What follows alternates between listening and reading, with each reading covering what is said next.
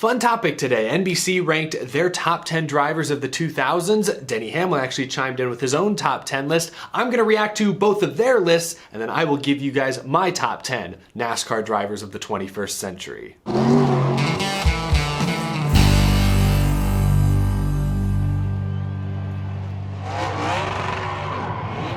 How's it going, y'all? My name is Eric. Welcome to Out of the Groove. Should be a fun video today. Y'all ask me all the time to compare drivers, to rank drivers, who's better than who's the GOAT. We're still in the midst of the off-week period for NASCAR. Of course, the Cup Series will return this Sunday at Nashville, but today is the perfect time to compare and contrast some all-time great NASCAR Cup Series drivers. The timing is even more perfect because NBC Sports put an article out today where they ranked the top 10 NASCAR drivers of the 2000s. Mike Hembry writing this piece for NBC, and he's looking at the entirety of the 2000s, the entire 21st century, from the year 2000 to the present day. 22 years. That is the window, that is the time frame he is looking at. Who have been the best NASCAR drivers since the year 2000? Here's NBC's list. We're going to react to that. We'll react to Denny Hamlin's list, and then I'm going to give you guys mine here towards the end. All right, firstly, Jimmie Johnson. That's an easy one. 7-time champion, 83 wins this century. Easy number one. Second is Tony Stewart. Okay, he had the second most number of championships this century, winning 3, 2002, 2005, and 2011. No real complaints for me at number 3, Kyle Busch, 2-time champion. He's actually won more races than Tony Stewart in this time frame. He's hit the 60 mark. And if we're factoring in trucks and Xfinity, I think he bumps ahead of Tony Stewart on this list pretty easily. But I think the point of this list is to focus on their Cup Series resume.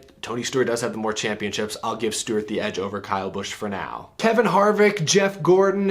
Jeff Gordon did a lot of his damage in the 90s. We have to remember that. He only won one of his 4 titles this century. Kevin Harvick has 58 wins since the year 2000 compared to Jeff Gordon's 44. He also has a championship. It really feels like Harvick should have more than one championship at this point. He's been to the championship 5 times, which is tied for the most of anyone. So far, no real complaints. The rest of this list is where things get really complicated. When I give you guys my top 10 in a second, this is where things got really difficult for me. Everyone is neck and neck, so close to each other. Mike Hembry has Matt Kenseth at 6. Won't get any complaints from me. Brad Keselowski at 7. Kyle Larson at 8. We'll come back to that one in a second. That's a bold choice. Denny Hamlin 9 and Joey Logano 10. Denny Hamlin, the only driver in this top 10 without a Cup Series championship, but he has won 48 races, which is impressive by itself. He also has more Daytona 500s this century than I think anyone else on this list with 3. Overall, not a terrible list, but there's a couple maybe in the back half there that I disagree with. Denny Hamlin chimed in on Twitter after seeing NBC Sports' tweet and gave his own top 10 list. So let's see who Denny Hamlin believes the 10 best drivers of the 2000s are. He did exclude himself from this list, which is very modest of him, but I think most people will agree he's a top 10 driver since the year 2000. He has Johnson, Stewart, Gordon, then Kyle Busch. That's surprising because I think Kyle Busch, you could argue he's second on this list, and he's been Denny Hamlin's teammate pretty much his whole career. But he's got Gordon and Tony Stewart ahead of Kyle Busch. Then Harvick, fair enough. He has Keselowski and Logano tied there for,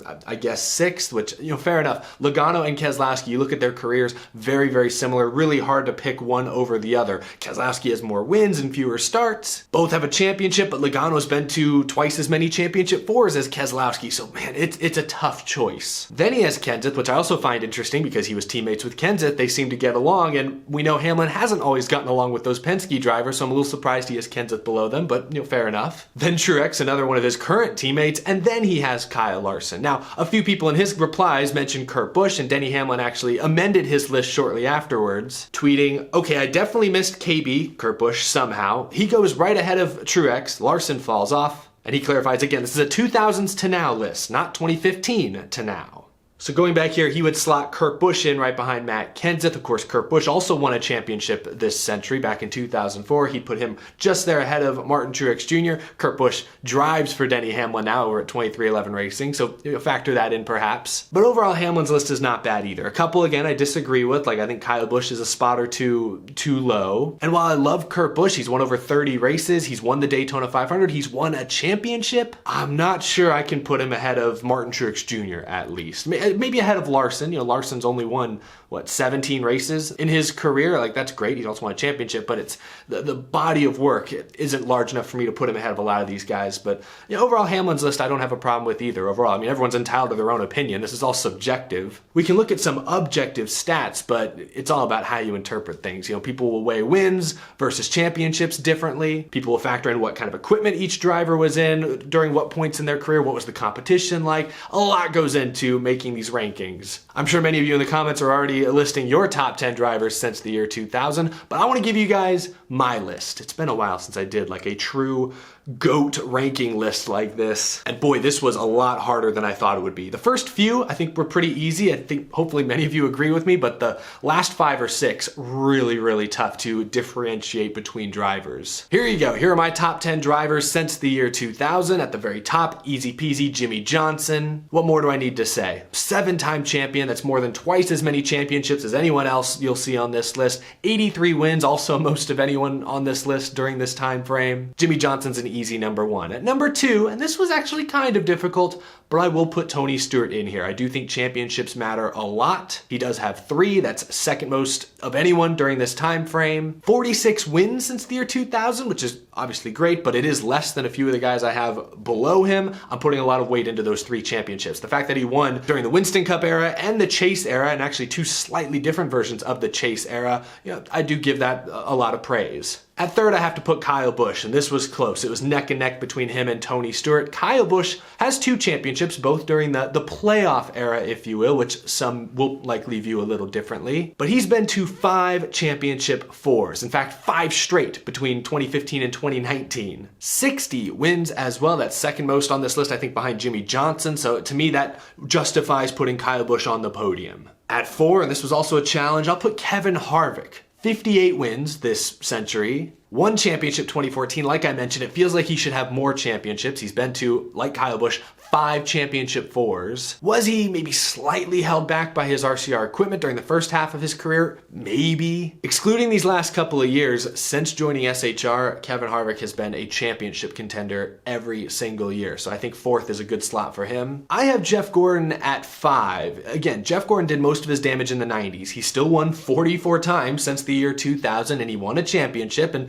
he also won a Daytona 500 in 2005. If we're looking at his whole career, he's up there with Jimmie Johnson. You could make a serious case that he's ahead of Jimmie Johnson by some metrics. But if we're just looking at the year 2000 on, I think 5th is a respectable spot for Jeff Gordon, considering there's 1 or maybe 2 guys below him on my list that actually have more wins than him during this time frame. I'm giving Jeff Gordon some credit for his longevity. Sure, he may have peaked in the 90s, but he was still very formidable throughout most of the 2000s and 2010s. Jeff Gordon was still a championship contender in his final full-time season. Heck, he made it to the championship race that year. Tony Stewart struggled towards the end. Dale Earnhardt Jr. struggled towards the end. Jimmie Johnson struggled at the end of his NASCAR career. Jeff Gordon did not. So I gotta give him some points for that. After Jeff Gordon, things get even tighter. These next 3 or 4 names practically are a 4-way tie in my opinion, but I have to separate them. I'm gonna put Brad Keselowski at number 6, 35 wins since the year 2000. In his Cup career, he's only raced in the 2000s. Won a championship in 2012 before the playoff era, but he has been to the championship 4 twice since this new format was implemented. I admire consistency. I love a great hot streak as much as the next guy. 10-win season for Kyle Larson. That's exciting. That is fun to watch in the moment. But when I'm looking at someone's career, I just talked about with Jeff Gordon and his longevity, I want a driver or an athlete to be consistent. I know what kind of numbers to expect from them year in, year out. They hit consistently high marks every single season. I don't like streaky athletes. I don't like streaky drivers as much. And Brad Keselowski, especially the last 5 or 6 years of his Penske career, was by all means the definition of consistency, winning 3-4 races a year every year. I mentioned a couple championship appearances. I'm putting him 6th for now. Considering his recent move to RFK, I have a feeling he can only go down this list. I don't see him vaulting ahead of Kevin Harvick or Jeff Gordon at any point. I think he's likely going to slide before he moves up. But I want to give him his due for now at least. I'm going to put him at number 6. Again, these few are really tight. Number 7, I have Matt Kenseth. 39-time winner, won the Rookie of the Year in 2000, won the championship in 2003, the last full season points championship, also won 2 Daytona 500s, but look, I gotta dock Kenseth a little bit because while he didn't race in the playoff era for very long, he did get 4 tries and never made it to the championship 4. He was close in 2014 to pointing his way in, and then in 2016 he probably would have made it until he wrecked on the final restart at Phoenix. But he never made it to the championship 4, and that, as a big Matt Kenseth fan, always frustrated me. So I'm gonna put him at 7. I think NBC had him at like number 6. So I think I'm being fairly unbiased as a massive and very passionate Matt Kenseth fan. I'm gonna put Denny Hamlin at number 8. He has more wins than Kenseth, Keselowski, and Jeff Gordon for that matter, at 48. And he's been to 4 championship 4s, including 3 in a row, the most recent 3. And he's won 3 Daytona 500s, but he's never won that championship. Everyone else on this list has at least 1 championship, and actually everyone else that you're about to see on this list also has a championship, spoiler alert. 13 different drivers specifically won championships since the year 2000. Denny Hamlin is not one of them, so I can put him at number 8, but I just don't think I can move him up much higher. He's great, he's won a lot of races, but it doesn't feel like he's become a consistent championship contender even until the last few years. I said earlier Brad Keselowski will likely go down on this list before he ever goes up. I think Hamlin's the opposite. I think Hamlin really can only go up from here the way he's been running lately. But for now I have him at number 8. At number 9, Joey Logano. 2018 series champion. He's been to the championship 4 times. He's sitting at 29 wins right now for his career, and I thought it was surprising. He's actually made more starts than Brad Keselowski, mainly because he got started at such a young age, 19. But he has fewer wins than Keselowski in actually more starts. So the two of them are always compared to each other because they both won championships while they were at Penske. They were teammates for a long, long time. Denny Hamlin had them tied on his list, and I can't fault him for that. Again, 6 through 9 here, super, super tight. Basically a 4-way tie, but I'm going to put Logano at the bottom, partially because he's younger than a lot of these other guys. I think he's going to race for a long, long time and will probably move up this list alongside Denny Hamlin. But for now, I'm going to leave him at number 9. Finally, at number 10, the last spot on my list, the 10th best driver since the year 2000, I got to give Martin Truex Jr. some respect. 31 wins, he was the 2017 series champion, and you got to think about some of the equipment he's been driving. Since he got over to Furniture Row, and especially since they became a Toyota team, he moved over to JGR, he's become a perennial championship contender. Even this year, kind of a down year, I think we still think he has a shot at the end of the season. He spent time at MWR, DEI, competitive cars, but boy, he has come on strong here the later half of his career. And Kyle Busch, Kevin Harvick have 5 championship appearances. Martin Truex Jr. is right there with them with 5 of his own. He's got less wins than pretty much everyone else on this list, which is why I have him down at number 10, but put some respect on Martin Truex Jr.'s name. I was surprised that NBC did not have him in their top 10s. That was the one big snub, I thought. Now let's talk about some of the drivers I snubbed. Kurt Busch, so close to making this list. 34 wins and a championship. It was honestly a toss-up between him and Martin Truex Jr. Now, NBC didn't have Kurt or Truex on the list. That was a problem for me. Here it was really a tough call. Kurt Busch, factoring in equipment he's been in during his up and down career, he spent some years in less than ideal equipment. So if you factor that in, maybe Kurt Busch deserves a spot on this list, but I have him at number 11 since some of those career lows were very self-inflicted. NBC put Kyle Larson in their top 10, and I get it. 17 wins, he's very young, he hasn't made as many starts as all these other guys, and he does have a championship, but he's really only had one fantastic season. Like back in 2017 with Ganassi, he won 4 races, but he was out of the playoffs early on. Last year was his first tremendous season as a contender, a legit contender. And so I just don't think a guy who's only had one great championship level season can make the top 10 list when we're talking about the entirety of the 2000s. Same with Chase Elliott. Some people are mentioning Elliott, 14-time winner so far. He also has a championship. Again, basically the same thing as Kyle Larson. He's great. I think he'll eventually crack this list or have a shot at it, but he's not there yet. He's just too young. The body of work is not big enough for me to believe it. Carl Edwards, close but no cigar. He won 28 times, but he never won a championship. He did make that one championship 4 appearance, but I don't know. That's not good enough to crack the top 10 in my opinion. Not when you have 13 championship winners. And speaking of one of those championship winners who didn't make my list, Bobby Labonte. He won the 2000 Series championship, but he only won